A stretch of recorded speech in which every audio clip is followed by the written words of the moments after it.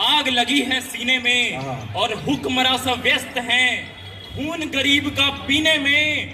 तो राम मंदिर या बाबरी का पक्ष नहीं मैं लाया हूं और घायल भारत चीख रहा है, चीख सुनाने आया हूं। क्या बात है, क्या बात है। और घायल भारत चीख रहा है, चीख सुनाने आया हूं।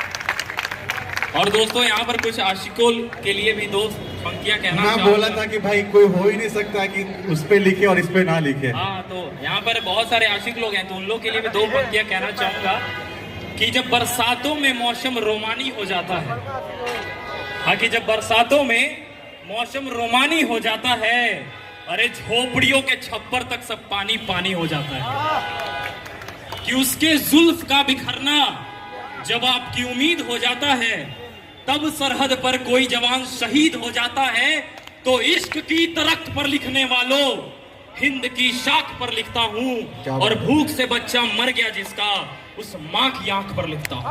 क्या बात। उस माँ की आंख पर लिखता हूँ। और मैं अपनी कविता है उसको प्रारंभ करता हूँ कि जो हमारी जो आज़ादी है वो कितनी कुर्बानियों के बाद हम लोग को मिली थी।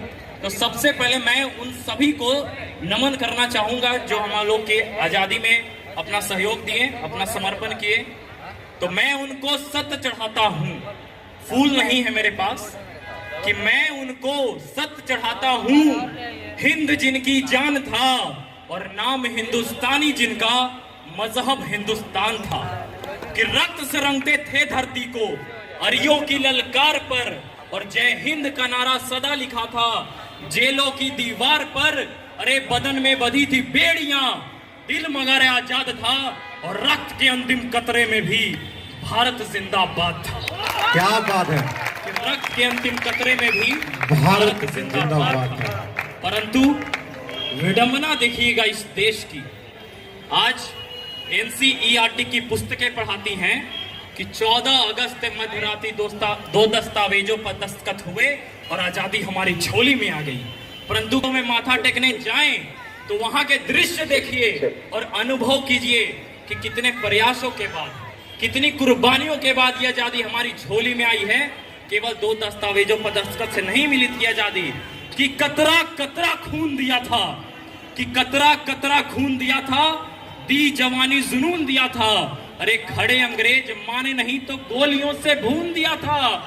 अरे गोरियों के गाल नहीं थे ना आवाज मजीरों की, और खन खनाहट गूंजती थी सेलुलर में जंजीरों की।